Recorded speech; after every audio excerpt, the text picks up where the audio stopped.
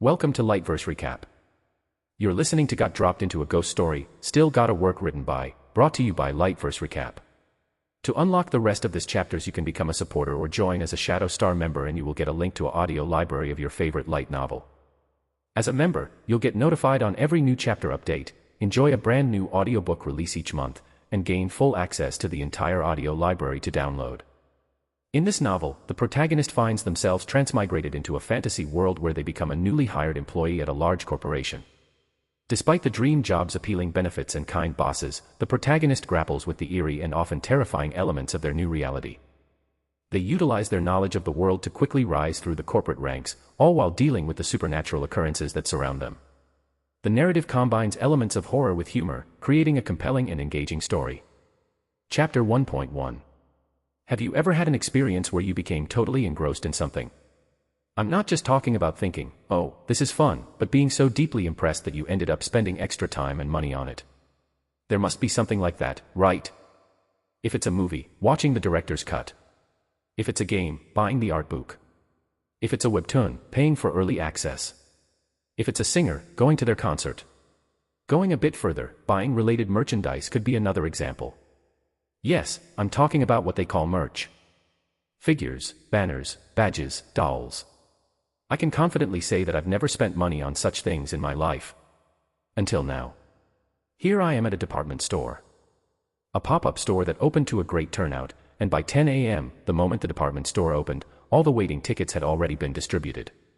And yes, I got one of those tickets. The 2:30 p.m. time slot is now open for entry. Finally. Hey, let's go. The cheerful teenager standing next to me ran excitedly toward the staff. 2:30 p.m., that's right. I pulled my hat down as far as it would go and stood in line. But then, I overheard whispers behind me. A reseller. Isn't he a dealer? I felt so wronged, but honestly, it made sense. I was the only adult male who looked like an office worker in this line. Ha! I sighed as I glanced at the entrance of the pop-up store. Welcome, explorer of the darkness. This is ridiculous. A theme with black and red backgrounds, caricatures of various monsters, occult elements, and symbols of corporations, religions, and governments all intertwined. It's exactly the kind of universe that would captivate a teenager's heart. Even the title is a masterpiece. Prophecy of the Apocalypse, Dark Exploration Records. Ugh. I barely resisted the urge to cover my eyes with my hand. Why did I have to see this at work? Dark Exploration Records.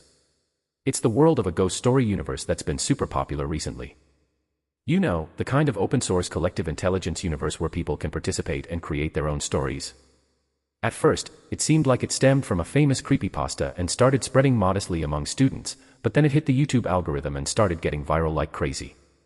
The concept of records of exploring various paranormal phenomena called darkness.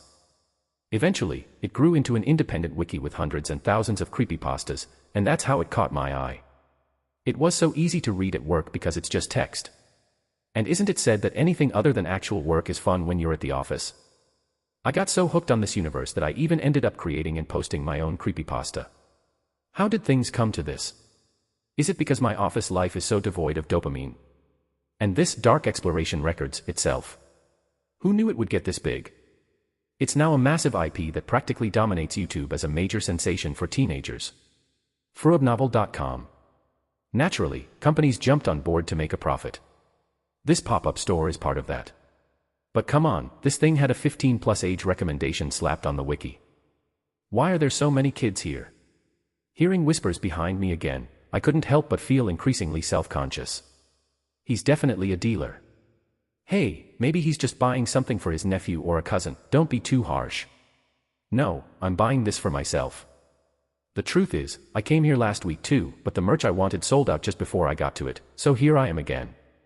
I even took a day off work. Last week, at least there were women around my age. Unfortunately, it was a weekday afternoon, and the only adults here were parents who had come with their kids, so I felt like I might die of embarrassment, but I held on. I don't even know why I'm trying to endure this. Anyway, I followed the staff's guidance and entered the store. The fact that the staff didn't seem fazed was my only comfort. Wow. Hey, it really looks just like it. I could hear the middle schoolers exclaiming in awe as I took in the intricately designed interior of the pop-up store, which felt almost like a theme park. And the exhibit themes were thoughtfully organized. Daydream Incorporated. Supernatural Disaster Management Bureau.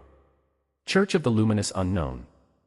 In this horror universe, there are three major forces: corporations, governments, and religions, all trying to observe and secure the paranormal phenomena. That's the setup.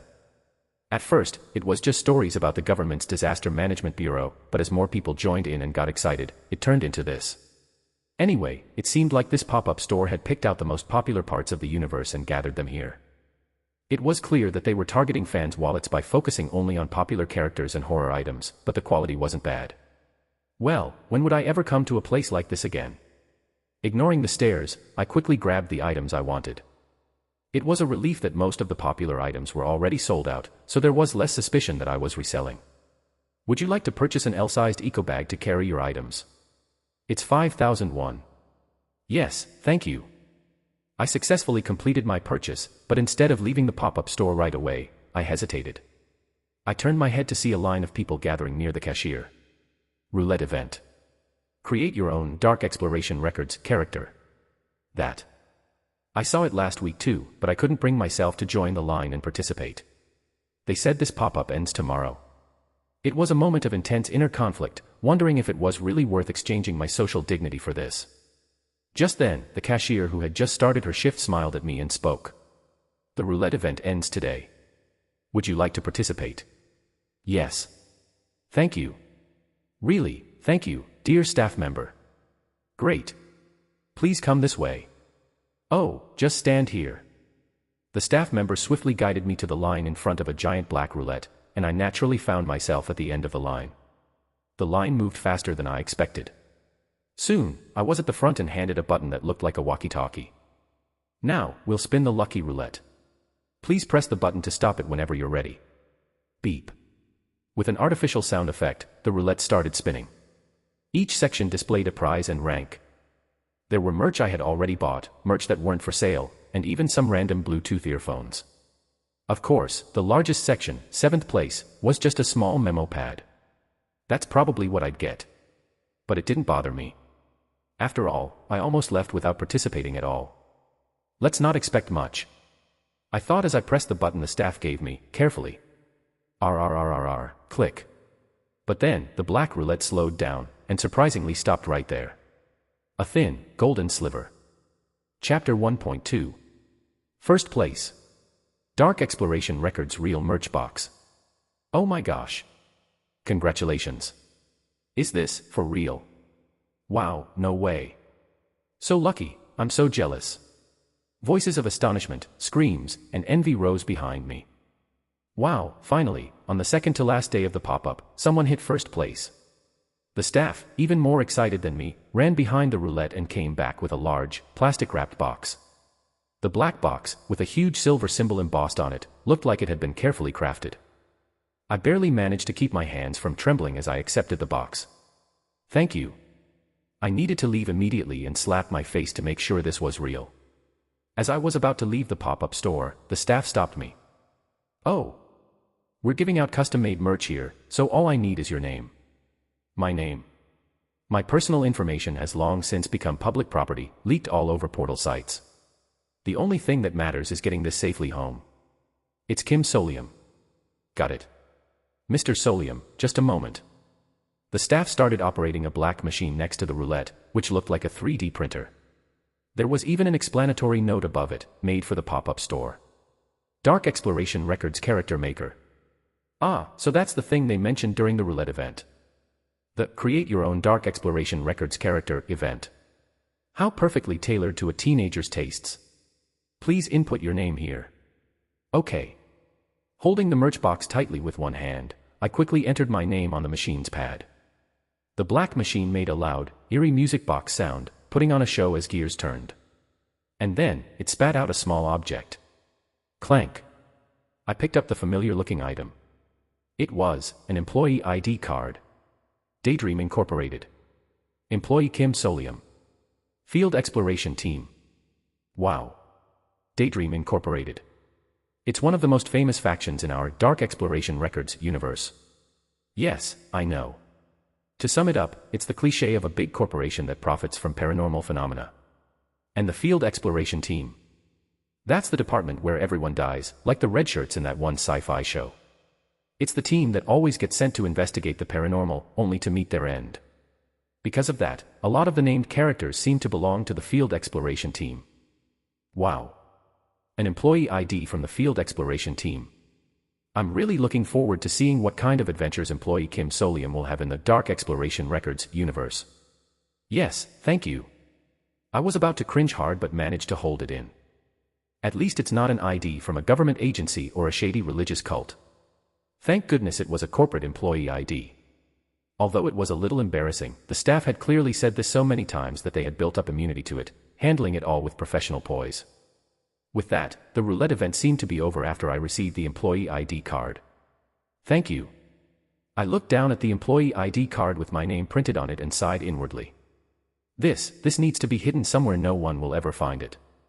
No matter what, my tolerance for embarrassment couldn't handle this any longer. Meanwhile, the staff cheerfully asked again. Do you like it? You'll treasure it, right? Yes. Liar. I looked up, thinking I misheard. Smirk. The staff was suddenly smiling at me with an unnaturally wide grin. Their mouth stretched upward unnaturally, almost reaching their ears. In that instant, a wave of dizziness overwhelmed me. The noise of the pop-up store vanished. Everything in front of me blurred as if covered by black paint, flickering in red and blue. And by the time the dizziness passed, I had no idea the world would have completely changed, not even in my wildest dreams. Welcome to Daydream Incorporated, everyone. Before I knew it, I was standing in a corner of a large auditorium, looking at the central podium. And boom. With a burst of applause, fireworks exploded from the PPT projected onto the screen at the podium. New employee orientation. As the applause and cheers echoed, a person who seemed to be the host smiled brightly and advanced the PPT. It was clearly a new employee orientation event for a major corporation. The new recruits, dressed in suits, clapped and cheered with both excitement and nervous pride. They looked thrilled, having finally secured employment. Our new employees, who have successfully passed a 145:1 competition, should be proud of themselves. Haha. Now, let's begin the new employee orientation. What is this? I tried to step back in hesitation. But I realized I was sitting in a chair. I was dressed in a suit. I had worn it because I had to meet with a client in the evening, but coincidentally, I looked similar to the new employees filling this auditorium. Meanwhile, the merch box I received from the roulette event was quietly resting on my lap. Excuse me, did you get that somewhere? Is the company giving those out? I couldn't respond to the question from the new employee sitting next to me. You are the chosen candidates. In fact, only a select few of those who applied through this job posting have been gathered in Orientation Room A for this special session. Congratulations. You have passed the aptitude test and have been assigned to the special team, the Field Exploration Team. They've already made the assignments. Field Exploration Team. Does Daydream Incorporated have a department like that? Field Exploration, for a pharmaceutical company. It sounds like we're being exiled somewhere. Not the headquarters but a branch office. Are they trying to lure us in with fancy words? I could hear the murmured conversations of the new employees around me, but I didn't have time to focus on them. I recognized the company's name and the team's name. Daydream Inc. Field Exploration Team. Like a bolt of lightning, a page from the wiki flashed in my mind. Field Exploration Team, Daydream Incorporated. One of the 5 teams under the development department of the massive organization, Daydream Incorporated, as featured in Dark Exploration Records. Commonly referred to as the Death Squad. A tragic team, but one that is fun for ghost story writers. Wait a sec. This is the ghost story from the pop-up store event I just participated in. So, what happens next is, at the very new employee orientation, they're thrown into a deadly survival game to determine who gets full-time employment. It's a consistently popular topic for wiki entries because it shows what happens when ordinary people try to explore the dark. What are you doing? I immediately stood up from the chair. Fruevil.com. I didn't care about understanding the situation, my only thought was to run outside. But it was already too late. Before official employment, there will be a brief probationary period, but don't worry, it won't be long. We will assess your practical abilities through an absolute evaluation. Of course, full participation is necessary for a proper evaluation. Freeloading will not be tolerated. Chapter 1.3. Bang, bang, bang. The doors to the auditorium shut one by one. Damn it. While I was panicking, the naive new employees, who still thought Daydream Incorporated was just a regular pharmaceutical company, hadn't realized what was happening. And so, as about 100 new employees listened attentively to the host cheerfully shouted out, "Now, let's get started." With that lively voice. The lights in the auditorium went out. Huh. The new employees, still confused, seemed to think it was a video or something being prepared, showing only mild curiosity. That would be expected. Who would expect such a crazy thing to happen just because they got a job? For example, the surrounding scenery suddenly transformed into the inside of a desolate subway train. "Passengers, thank you for using Abyss Transpo today. Our train will not halt. Please pay attention to the announcements for a pleasant journey to your destination." An unfamiliar announcement, with strange station names, started playing. What is this? The new employees, still in their suits and seated neatly on subway chairs as if the auditorium had been transported as is, all shot to their feet. It was understandable that they were startled. "Excuse me. Is this some kind of VR? Did we really move?" Many of the people who were in the auditorium seemed to be there still, which offered some comfort, leading to complacent reactions. They wandered around the subway, looking for any sign of the company or someone from the event, or searched for doors that might open. Soon, they began to get a better sense of the situation. There are people in the next car. But, the doors won't open. Is this some new technology? With a feeling of cold sweat creeping up on me, I squeezed my eyes shut and opened them again. I already knew which ghost story this was. Welcome to Abyss Transpo. A ghost story featured in Dark Exploration Records. D-class darkness that boasts a ridiculously high difficulty for escaping and one of the most infamous stories. The field exploration team suffers endlessly. Exploration records indicate a total of entries. Welcome to Abyss Transpo. As you can probably guess, it's a ghost story based on the Korean subway system. You fall asleep and wake up on a subway train. It feels like your usual commute home, but strange station names start appearing. That's how it begins. The target of this ghost story is anyone who has ever commuted by subway, making it all the more chilling for most working people who read it. And this ghost story, it's under Daydream Incorporated's jurisdiction, isn't it? It seemed like Daydream Incorporated was planning to filter out their new hires through this ghost story, damn it. Is this something like an escape room? Why would a pharmaceutical company that makes hair loss treatment bother with escape rooms for new sales recruits? That's when it happened. This stop is Sorrow Station. Sorrow. The first announcement came over the speaker. I held my breath and turned my head. The doors are on your right. Click. The train stopped. The doors are opening. The doors opened. It seemed like any other ordinary day, but the doors will close in 30 seconds. Once closed, they will never open again.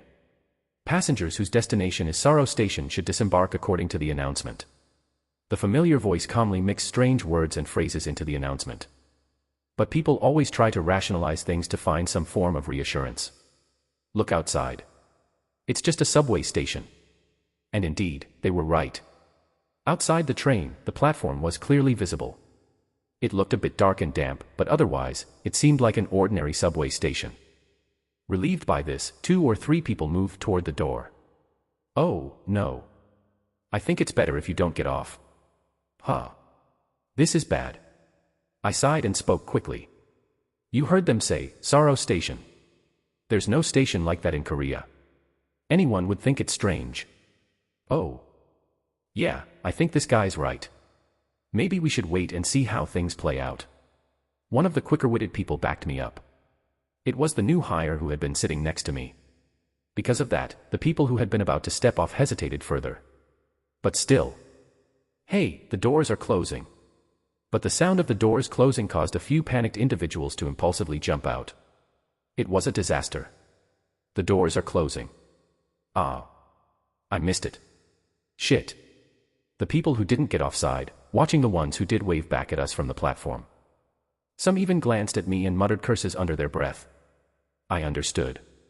In such a strange, unsettling situation, their instinct would be to flee without thinking. But still. What the? Look at that. A grotesque sight unfolded. As soon as the people who got off turned around to move, silver droplets suddenly poured from the ceiling and pillars of the platform, cascading down on them. Drip, drip, drip. It looked like giant teardrops. But the countless silver droplets fell onto their bodies like molten metal, producing horrifying tearing sounds. Screams. Convulsions. Silence. Blood mixed with the silver liquid splattered against the windows. The train is now departing from Sorrow Station. The last thing we saw outside the window. In front of the sliding doors, now soaked in filth and blood, only the crushed remains of the new employees were left behind, twitching slightly. Ah. Ah.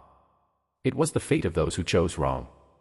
Please pay attention to the announcements for a pleasant journey to your destination. Finally, fear began to spread among the people as screams and shouts echoed around. It started. I squeezed my eyes shut. I'm inside a ghost story. I don't know how this happened, but I definitely seem to have become a new employee in a company from a ghost story. And one in a department with an insanely high death rate. Is this for real? Sure, if I'm being honest, I'm probably in a more advantageous position than the other new hires. I've read through all the dark exploration records on the wiki. Furanovel.com. 3.2 exploration records, up to entries. I can remember things pretty clearly up to about this level. From this point on, it sounds like the classic overpowered protagonist trope. Maybe you're thinking I could escape this situation and look cool by using my superior knowledge of this world. Maybe you're even imagining that I could monopolize the hidden treasures and items to come. That might be true. But there's one problem. A very critical problem. I'm fucking terrified of anything remotely horror. That's right. I am a coward. Text is fine. I can enjoy reading that. But the moment it's visualized, I can't handle it. And not just a regular coward, a coward to the point where my friends would constantly tease me for it. Kim Solium's crush asked him to watch a horror movie but he turned her down BC he's too scared. Is this for real? Lololololol. Dude, your name is literally the SFX for Goosebumps but you can't even watch a horror movie LOLOLOLOL. No wonder your crush ran away LMAO. LOL. Wanna die? Sorry. Sray. I'm the kind of coward who, when reading horror stories at work in broad daylight, will turn off the background images and BGM just to focus on the text. I was so scared, I didn't even include an image in the ghost story I posted. A long-term resident of the shelter for scaredy cats, that's me. I covered my face with both hands. I'm screwed, big time. Chapter 2.1. This stop is Resentment Station. The doors are on your right. A suffocating silence flows through the ghost story subway. I'm contributing to this silence as well. Even though I already know this ghost story, I'm the type of person who gets startled just by the thumbnail when a related YouTube video pops up and immediately clicks, not interested. And now I have to survive in this ghost story. Just kill me already. That would be a mercy. I don't even have the energy to figure out what's going on. I pressed my face into my hands, wanting to deny everything. Then, it happened. Blink. First place, Dark Exploration Records Real Merch Box. I lifted my head. Something like a notepad was flying around in my field of vision. I could see it whether my eyes were open or closed. It looked like a piece of paper, torn from a notepad and folded, fluttering around. This. Wait. No one else seems to be seeing it. I quickly shut my mouth. Drawing attention to myself in this situation would be foolish. Instead, I discreetly pressed the notepad in front of me with my hand, trying not to look too awkward. Flap. Amazingly, the notepad moved as if it were unfolding, spitting out something small. I quickly covered it with my hand, as if to hide it. It was a pop socket. A very simple black pop socket with nothing remarkable about it except for a golden X symbol in the center. But with that design alone, I realized what this pop socket was. It's merch. One of the merch sold at the Dark Exploration Records pop-up store, which I had visited right before waking up in this bizarre situation. It was one of the items I had purchased today. With trembling hands, I picked up the pop socket. In the story, what function did this item have again? Memorial pop socket. C-class item featured in Dark Exploration Records. When attached to a smartphone, it displays the text you remember in a clear, organized page format. A standard issue item for 9th level employees at the Supernatural Disaster Management Bureau under the Ministry of Environment. Displays memories as text. Then, perhaps. With trembling hands, I peeled off the adhesive backing of the pop socket and immediately attached it to my smartphone. The moment I did, the scattered text I vaguely remembered from Dark Exploration Records materialized clearly on my phone screen in the form of pages. Dark Exploration Records / Ghost Story. Welcome to Abyss Transpo. A ghost story featured in Dark Exploration Records. Daydream Incorporated Identification Code, CTR D16. An early-stage D-class darkness with overwhelmingly difficult escape requirements. A notoriously insane ghost story. Depicts the endlessly suffering field exploration team. Exploration records indicate a total of up to 56 entries. So this means, did the merch I bought actually work? Come to think of it, the black merch box that had been resting on my lap had disappeared without a trace. So that merch box turned into this notepad and spat out the merch I bought. What kind of crazy situation is this? Still, it's certainly advantageous for me. The ghost story universe I've entered, Dark Exploration Records. Do you know how many internet veterans have unleashed their creativity based on this?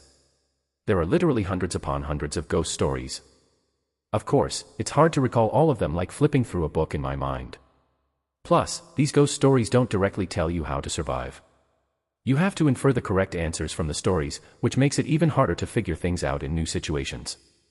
But if I can check the text of what I've read all at once, if that's possible, the first thing I need to look at is previous escape cases.